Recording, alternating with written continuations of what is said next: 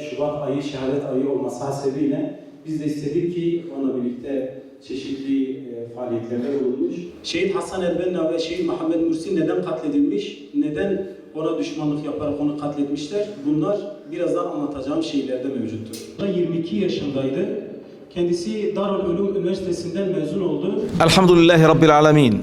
Vessalatu vesselamu ala eşrefil halqi ve seyyidil murselin. Seyyidina Muhammed صلى الله عليه وعلى آله وصحبه أجمعين. كان عمر حسن البنا في هذا التوقيت عندما أسس جماعة الإخوان المسلمين 22 سنة، وكان قد تخرج للتو من كلية دار العلوم في القاهرة، وذهب إلى الإسماعيلية لكي كان يعمل مدرسا في المرحلة الابتدائية. تعرض الشيخ حسن البنا قبل ذلك ب4 سنوات في العام 1924 وبتحديدا في 3 من شهر مارس آذار إلى هزة عنيفة عندما علم أن مصطفى كمال أتاتورك قد قام بإلغاء الخلافة الإسلامية هنا في تركيا. أيقن أن أواصر العلاقة بين دولة الخلافة وبين باقي الولايات مصر والشام سوريا والأردن وفلسطين ولبنان وليبيا والجزائر وتونس والمغرب، كل هذه الدول أواصر العلاقة بينها وبين دولة الخلافة قد تقطعت تماما وبعدت عن بعض. واندهش أكثر الشيخ حسن البنا عندما رأى الشيخ مصطفى صبري مفتي الخلافة الإسلامية يفر من دولة الخلافة إلى القاهرة ويكتب مقالات في الجرائد والصحف عن سقوط الخلافة الإسلامية. لماذا؟ لماذا تلغى الخلافة الإسلامية؟ ولماذا تنفصل تركيا الحديثة عن باقي الدول العربية والإسلامية؟ لماذا يحدث هذا؟ في هذا التوقيت تلقى جميع العلماء والمشايخ في الدول العربية والإسلامية هذه الأنباء وهذه الأخبار، ولكنهم وقفوا عاجزين. ماذا نفعل؟ ما الذي نستطيع أن نفعله؟ أما الشعوب العربية والإسلامية في هذا التوقيت فقد كانت في سبات عميق، كانت نائمة. مصر تحت الاحتلال الإنجليزي، الأردن والعراق تحت الاحتلال الإنجليزي، سوريا ولبنان تحت الاحتلال الفرنسي، ليبيا تحت الاحتلال الإيطالي، تونس والجزائر والمغرب تحت الاحتلال الفرنسي، وهكذا. تشتتت الدول العربية والإسلامية تحت الاحتلال الأوروبي، ولم يدري أهلها في هذا التوقيت بأي شيء عن الخلافة الإسلامية على الإطلاق. الوحيد الذي اتخذ برنامجا عمليا وفكر تفكيرا عمليا كيف يمكن إنقاذ الأمة في هذا التوقيت كان هو الشيخ حسن البنا. في ماذا فكر؟ هو قال: ماذا نفعل؟ ما الذي يمكن أن نفعله في هذا التوقيت؟ رجع بذاكرته إلى رسول الله صلى الله عليه وسلم. ماذا فعل محمد صلى الله عليه وسلم عندما جاء في مكة؟ ما الذي فعله؟ بدأ بالدعوة. إلى من؟ إلى كل الناس. قبل هذه الدعوة البعض ورفضها الكثيرين. من هذا البعض تأسست الدولة الإسلامية الأولى في المدينة المنورة. إذن هذه السيرة، سيرة رسول الله صلى الله عليه وسلم، لم تكن مجرد قصة تاريخية، لا، إنها كانت لنا نحن المسلمين لكي نتبعها في كل فترة يحدث لنا فيها انتكاسة، فنتذكر ماذا فعل الرسول عليه الصلاة والسلام ونفعل مثل ما فعل. أسس الشيخ حسن البنا جماعة الإخوان المسلمين في شهر آذار 1928، وبدأ برنامجا عمليا حقيقيا للدعوة إلى قضية فلسطين.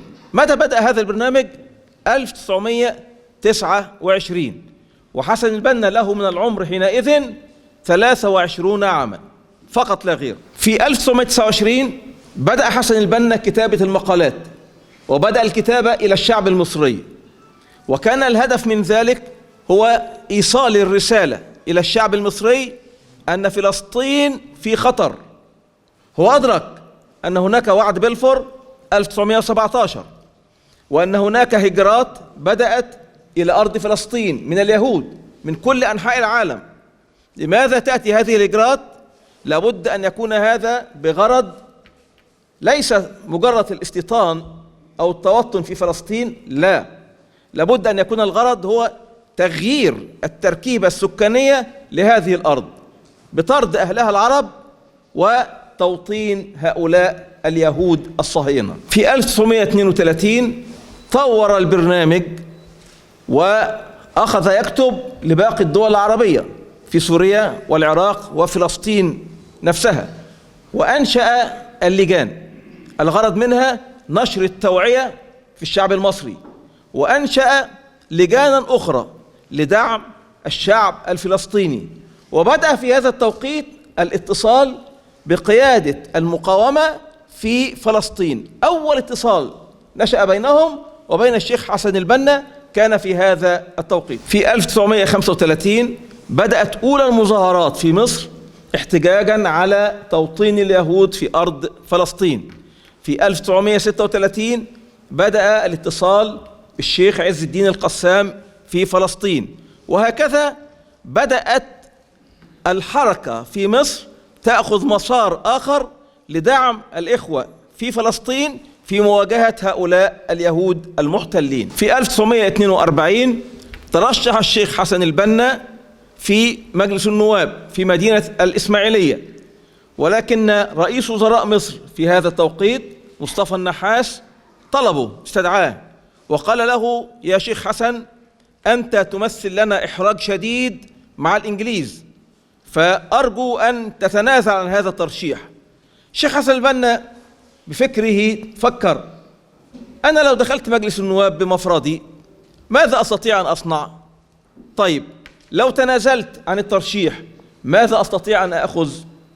فطلب رئيس وزراء مصر، قال له: إذن اسمح لي بالدعوة العلنية وأن أفتح الشعب في كل أنحاء مصر. قال له: لك ذلك، فقط نطلب منك ألا تترشح في مجلس النواب. وهكذا بدأ انتشار دعوة الإخوان المسلمين في جميع أنحاء مصر كلها، شمالها وجنوبها وشرقها وغربها. في 1947 قدم الشيخ حسن البنا إلى جامعة الدول العربية مشروعين: مشروع سياسي ومشروع عسكري.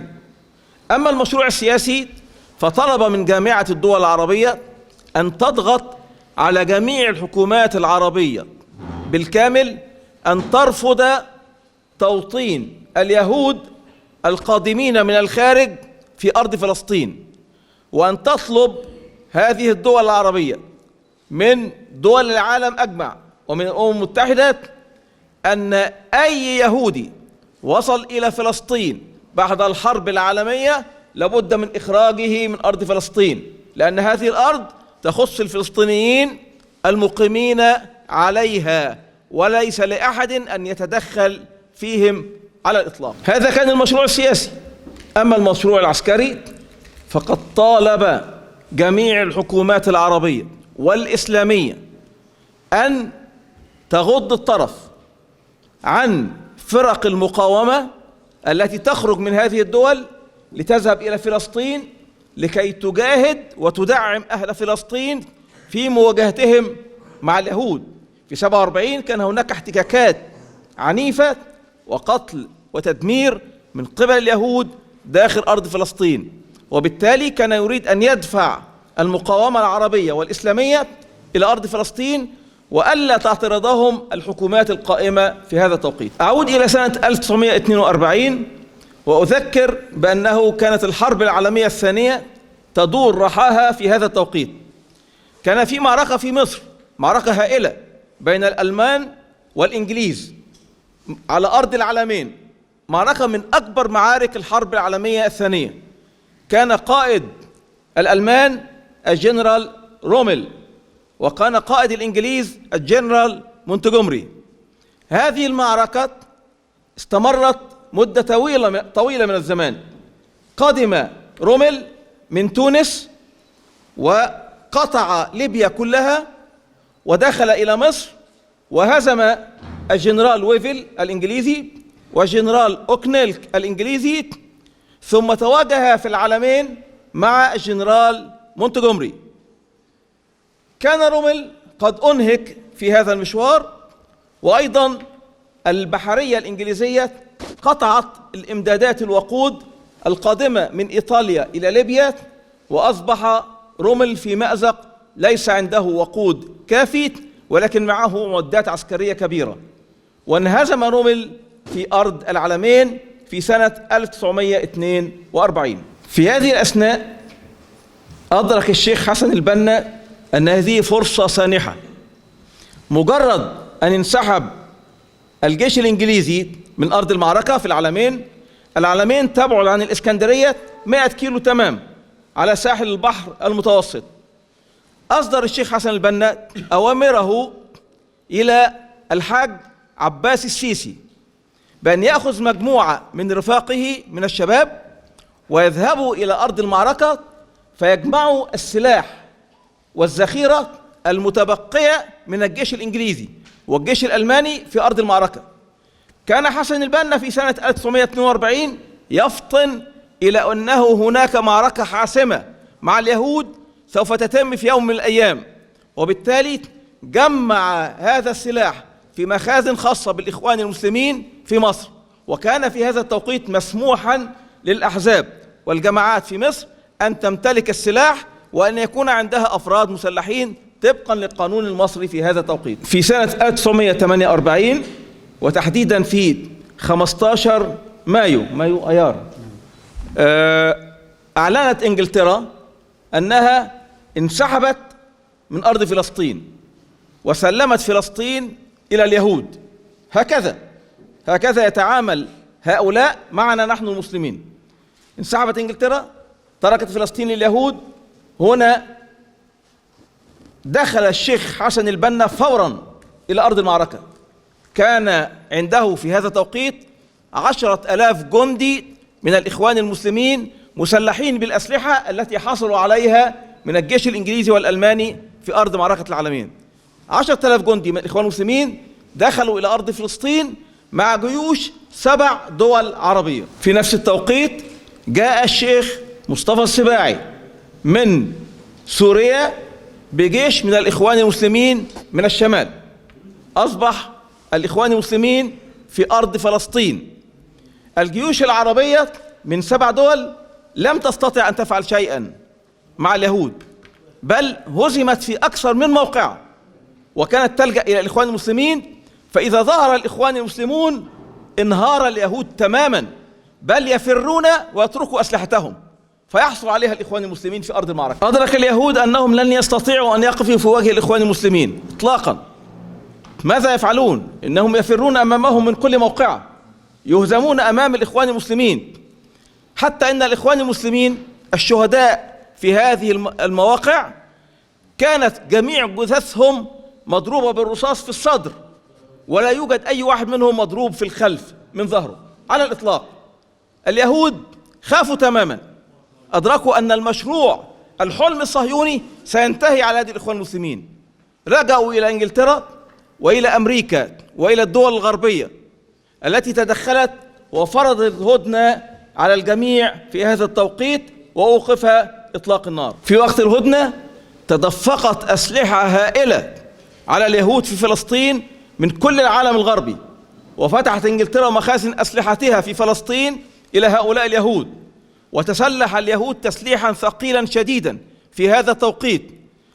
لكن الإخوان المسلمين لم يهزهم هذا على الإطلاق، ولكن الذي حدث شيء عجيب وغريب، أن اليهود بدأوا المعركة قبل أن تنتهي الهدنة، وفوجئنا أن يصدر قرار في مصر من الحكومة المصرية بسحب قوات الإخوان المسلمين من المعركة، وعلى أن تسلم جميع الأسلحة في منطقة العريش إلى الجيش المصري. وبالتالي أكبر قوة ضاربة على أرض فلسطين تم سحبها من أرض المعركة، وتم تسليم الأسلحة إلى الجيش المصري، وأصبح رجال الإخوان المسلمين ليس معهم أي سلاح. بعد أن سلم الإخوان المسلمين أسلحتهم إلى الجيش المصري، صدر قرار في اليوم التالي باعتقال جميع جنود الإخوان المسلمين الموجودين في العريش، وهكذا دخلوا سجون العريش. في أرض فلسطين اليهود تسلحوا سلاح قوي جدا، استطاعوا بعد أن سحبت مصر قوات الإخوان المسلمين استطاعوا أن يهزموا هؤلاء اليهود جيوش 7 دول عربية مجتمعة، وانسحبت الجيوش العربية من أرض فلسطين وتركوها في هذا التوقيت لليهود. رغم أن الإخوان المسلمين دخلوا السجون في العريش في مصر، إلا أن العالم الغربي أمريكا وإنجلترا وفرنسا أدركوا خطورة الإخوان المسلمين في أرض المعركة، وأدركوا خطورة هذا الرجل حسن البنا، وبالتالي اجتمع سفراء أمريكا وإنجلترا وفرنسا في مدينة فايد بجوار الإسماعيلية في مصر، وأخذوا قرارا سريا بالتخلص من الشيخ حسن البنا، أي قتله والتخلص منه نهائيا. وبالتالي أوعزوا إلى الملك فاروق آخر ملوك أسرة محمد علي في مصر بقتل الشيخ حسن البنا، وتم اغتياله في أكبر شوارع القاهرة، شارع رمسيس في القاهرة، يوم 12 فبراير 1949. بعد ذلك تم تقديم الإخوان المسلمين إلى محاكمات عسكرية في مصر، وجاء قائد القوات المصرية قائد الجيش النظامي المصري وشهد في المحكمة أن هؤلاء جنود الإخوان المسلمين هم الذين أنقذوا الجيش المصري وجيوش الدول العربية داخل أرض فلسطين، وأن أداءهم كان رائعا في أرض المعركة، وأنه لم يرى مثل هؤلاء الجنود طيلة حياته، وأن هؤلاء الجنود كانوا كفيلين بالقضاء على اليهود الصهاينة في أرض فلسطين لولا أن الحكومة المصرية سحبتهم من أرض المعركة. هذه شهادة قائد الجيش المصري في أرض فلسطين. بعد ذلك جاء جمال عبد الناصر إلى حكم مصر. أول شيء فعله جمال عبد الناصر أنه قبل خطة جاءت إليه من المخابرات المركزية الأمريكية، وقام في سنة 1954 بالقبض على جميع الإخوان المسلمين في مصر بتعليمات من أمريكا، وأودعهم السجون. التعذيب تم بأدوات لم تعرفها مصر من قبل. هذه الأدوات تم استيرادها خصيصا من ألمانيا الغربية، وكان هناك خبراء ألمان يشرفون على تعذيب الإخوان المسلمين في مصر. ثم أعدم القادة الدكتور عبد القادر عودة والشيخ محمد غلبالي والشيخ يوسف طلعت وهنداوي دوير ومحمود عبد اللطيف، أعدم كل هؤلاء وألقى بالإخوان المسلمين في السجون في عام 1954. كان من بين المحبوسين في السجن رجل اسمه سيد قطب. سيد قطب هذا أخذ حكم 10 سنوات وخرج في العام 1964. ما أن خرج سيد قطب من السجن وجمال عبد الناصر يعلم أن له مؤلفات خطيرة جدا يخاف منها العسكر تماما، لأنها تدعو إلى عودة المسلمين إلى النهج الأصيل كما كان أيام رسول الله صلى الله عليه وسلم. فما جاء عام 1965 حتى كرر جمال عبد الناصر الكرة مرة ثانية، وقبض على جميع الإخوان المسلمين رجالا ونساء، وأودعهم السجن، وقتل منهم من قتل، وسجن الباقين، وظن أنه بذلك أنهى على الإخوان المسلمين إلى الأبد. بعد أن قبض جمال عبد الناصر على الإخوان في سنة 1954 وأعدم القادة في سنة 1955، حدثت هزيمة منكرة للجيش المصري أمام جيوش إنجلترا وفرنسا وإسرائيل في العدوان الثلاثي في أكتوبر 1956. في سنة 65 عندما قبض جمال عبد الناصر على الإخوان المسلمين وأودعهم السجون وقتل منهم من قتل، حدثت هزيمة هائلة للعالم العربي أمام إسرائيل. هزيمة سنة 1967 هزم الجيش المصري والجيش السوري والجيش الأردني في 5 يونيو 1967 في أكبر كارثة تحل بالعالم العربي والإسلامي أمام اليهود منذ سيدنا رسول الله صلى الله عليه وسلم إلى يومنا هذا. أكبر هزيمة حلت بالمسلمين من اليهود هذه الهزيمة 5 يونيو 1967، وسقطت القدس التي كانت لا زالت في أرض في يد الفلسطينيين، سقطت كاملة في يد اليهود في هذا اليوم. وجاءت جولدا مائير إلى أرض القدس وقالت: إني أشم رائحة أجدادي في خيبر وفي المدينة. هي لا تستهدف القدس وحدها، وإنما تريد أن تصل إلى مسجد رسول الله صلى الله عليه وسلم وإلى الكعبة المشرفة في مكة. هذا هو هدف اليهود. جمال عبد الناصر هذا كان قبل ذلك يقول: أنا مثلي الأعلى مصطفى كمال أتاتورك. جمال عبد الناصر هذا كان يظن بعد أن قضى على الإخوان المسلمين في 65 أن الإخوان المسلمين انتهوا تماما. جمال عبد الناصر هذا أضاع 3 دول عربية في 67. مصر فقدت سيناء بالكامل أخذها اليهود، وسوريا فقدت الجولان بالكامل أخذها اليهود، والأردن فقد كل الضفة الغربية أخذها اليهود، وتركنا نحن أهل فلسطين إلى اليهود يفعلوا بهم ما شاءوا. ودخل اليهود غزة واستولوا على غزة واستولوا على كل الأرض الفلسطينية.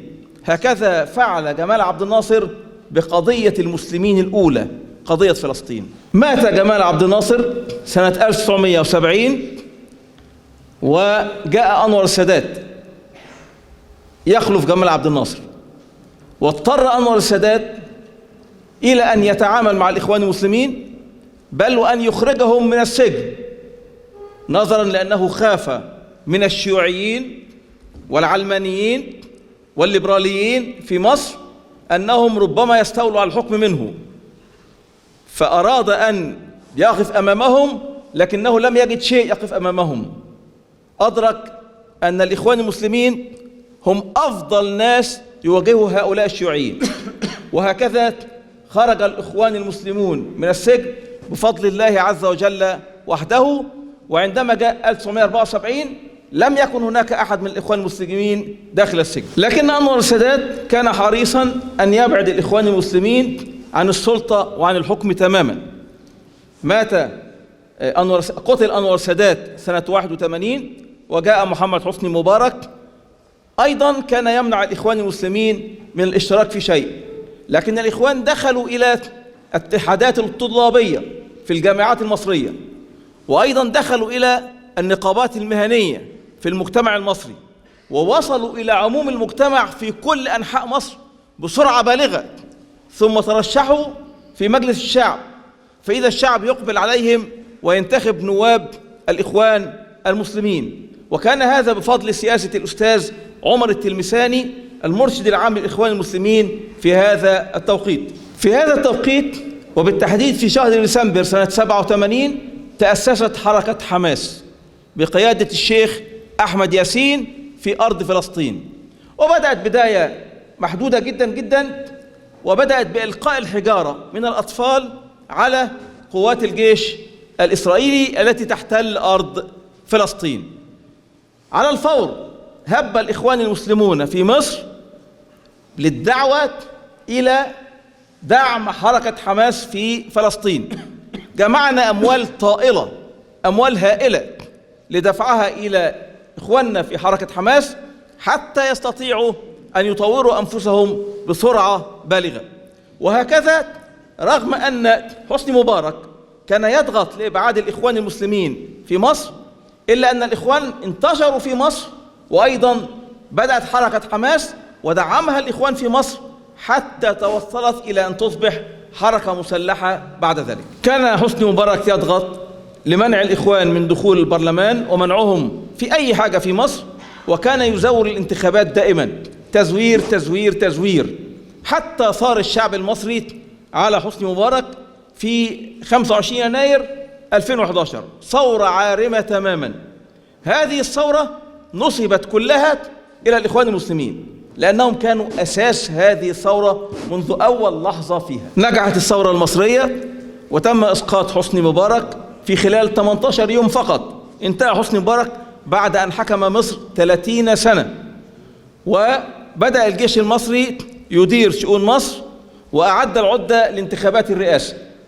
والإخوان المسلمين دفعوا بأحد الشباب، رجل من المهندسين، دكتور مهندس محمد مرسي، للترشيح، فإذا به يهزم مرشح الجيش أحمد شفيق ويفوز عليه في الانتخابات ويحصل على 52%، ويصبح أول رئيس مدني منتخب في تاريخ مصر كلها. على الفور بدأت إسرائيل تترقب الموقف في مصر، وكتبت كتابات هائلة ضد الإخوان المسلمين، وكانوا يحذرون العالم كله من وجود الإخوان المسلمين في مصر، وأن حال العرب سيتغير وحال المسلمين سيتغير، وإسرائيل أصبحت في خطر لمجرد وجود محمد مرسي رئيس لدولة مصر. في شهر نوفمبر سنة 2012 هاجمت إسرائيل غزة وضربتها بالطيران ضرب شديد في غزة. ماذا فعل محمد مرسي؟ هنا وقف مرسي وقال إن مصر لم تعد مصر التي كانوا يعرفونها، والعرب ليسوا هم العرب الذين كانوا يعرفونهم، وأرض فلسطين لأهل فلسطين فقط وليس لأحد أي شيء عندهم. وحذر اليهود، قال احذروا من غضبة الشعب المصري ومن غضبة قادة مصر. هذه كانت مقولة الرئيس محمد مرسي. أرسل محمد مرسي رئيس وزراء مصر ومساعد الرئيس إلى أرض غزة حتى يكونوا مع شعب فلسطين، وبالتالي توقفت إسرائيل عن ضرب غزة.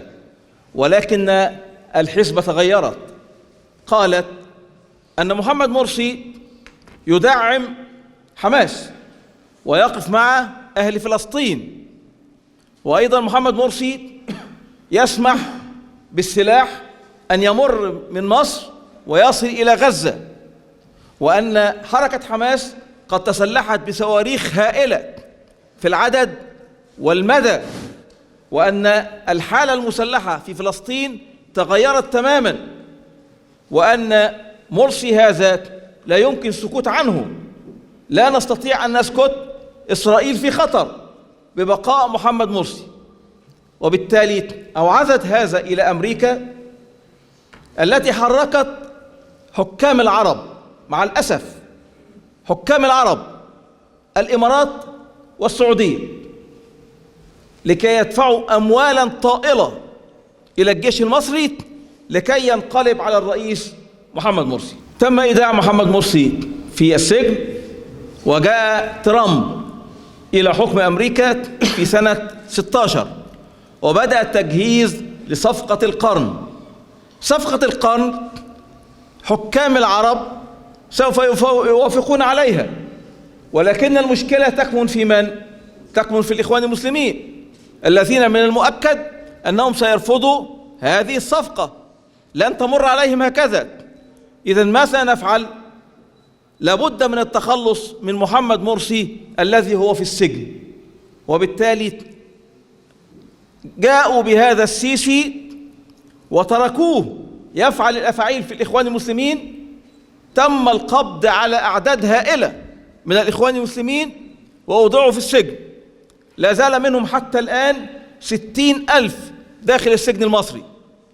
وتم قتل الدكتور محمد مرسي وهو في المحكمة، سقط سقطة واحدة في 17 يونيو 2019. عندما أعلن ترامب ونتنياهو عن صفقة القرن منذ أيام قليلة، كنا نفكر ماذا يستطيع الإخوان المسلمون الآن والقادة جميعهم في السجن والآخرون مفرقون في كل أنحاء الدنيا.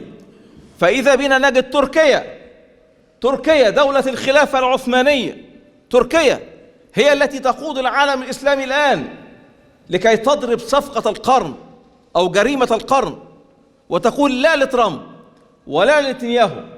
أرض فلسطين للفلسطينيين، أرض بيت المقدس لأهل بيت المقدس، ولا مكان للصهاينة في هذا المكان. إن أراد اليهود أن يعيشوا في هذه الدولة، دولة فلسطين، لا بأس، ولكن الذين طردوا من أرض فلسطين لابد من عودتهم مرة أخرى إلى فلسطين. هذه أرضهم وأرض آبائهم وأجدادهم. وبالتالي عندما جئت وحضرت هذا المؤتمر أمس هنا في ديار بكر، والله كنت في غاية الاطمئنان. مؤتمر في ديار بكر، وآخر في زكريا، وثالث في اسطنبول، وقبلها حضرت مظاهرات في اسطنبول. قلت أن هذه الحركة الدائمة هي التي ستمنع ترامب ونتنياهو من استمرار في هذه الجريمة. وبالتالي نتوقع تماما لصفقة القرن هذه أن تنتهي وتموت بفضل الله سبحانه وتعالى، ثم بفضل كل جهد لكل مسلم في هذه الدنيا من أجل إعلاء كلمة الإسلام وإسقاط هؤلاء الصهاينة ومن وراءهم مثل أمريكا ودول أوروبا الغربية. هذا هو الحال اليوم، والقضية لم تنتهي بعد. والرئيس رجب طيب أردوغان يسعى جاهدا في الأمم المتحدة، يقول أن العالم أكبر من 5، لا يمكن أن يكون 5 دول لها حق الفيتو في مجلس الأمن. هذا ظلم، هذا ضد العدل. الآن على جميع الدول العربية والإسلامية ودول أفريقيا ودول آسيا أن تقف خلف الرئيس رجب طيب أردوغان حتى يتم إسقاط حق الفيتو في مجلس الأمن، وحتى يعم العدل أو جزء من العدل ربوع العالم. عندئذ نرى أن مستقبل أرض فلسطين سوف تحدده شعوب العالم الإسلامي. إذا تحركت الشعوب في حركة حقيقية وأسقطت الحكام الظلمة الدكتاتوريين الذين يتحكمون فيهم، ستلتحم هذه الشعوب مع بعضها البعض وتحقق قول الله سبحانه وتعالى في سورة الأنبياء: إن هذه أمتكم أمة واحدة وأنا ربكم فاعبدون. وفي سورة المؤمنون: وإن هذه أمتكم أمة واحدة وأنا ربكم فاتقون. إذا حدث هذا والتحمت هذه الشعوب، ثقوا في الله أن إسرائيل هذه سوف تنتهي. وعدنا الله عز وجل في سورة الإسراء: وقضينا إلى بني إسرائيل في الكتاب لتفسدن في الأرض مرتين ولتعلن علوا كبيرا. فإذا جاء وعد أولاهما بعثنا عليكم عبادا لنا أولي بأس شديد فجاسوا خلال الديار وكان وعدا مفعولا ثم رددنا لكم الكرة عليهم لعلها هي هذه المرة وأمددناكم بأموال وبنين وجعلناكم أكثر نفيرا. انظروا، الأموال تتدفق على إسرائيل من كل بقاع العالم، والهجرة تذهب إلى إسرائيل من كل بقاع العالم، وأصبحوا يسيطرون على الإعلام في كل أنحاء العالم. سبحان الله العظيم. وأمددناكم بأموال وبنين وجعلناكم أكثر نفيرا. إن أحسنتم أحسنتم لأنفسكم وإن أسأتم فلها. فإذا جاء وعد الآخرة إيه اللي هيحصل؟ ليسوءوا وجوهكم وليدخلوا المسجد الأقصى، وليدخلوا المسجد كما دخلوه أول مرة وليتبروا ما علوا تدبيرا. سبحان الله العظيم. نحن الآن في انتظار هذه الآية الربانية أن تتحقق، ونحن على هذه الأرض وحدة الشعوب العربية والإسلامية، تغيير حكام العرب والمسلمين، ثم إزاحة اليهود من إسرائيل، أمر حتمي لا بد أن يحدث. هذا هو مستقبل إسرائيل إلى الفناء وإلى الانتهاء. أدعو الله عز وجل كل حاضرين أن تروا هذا بأعينكم وأنتم أحياء في هذه الدنيا.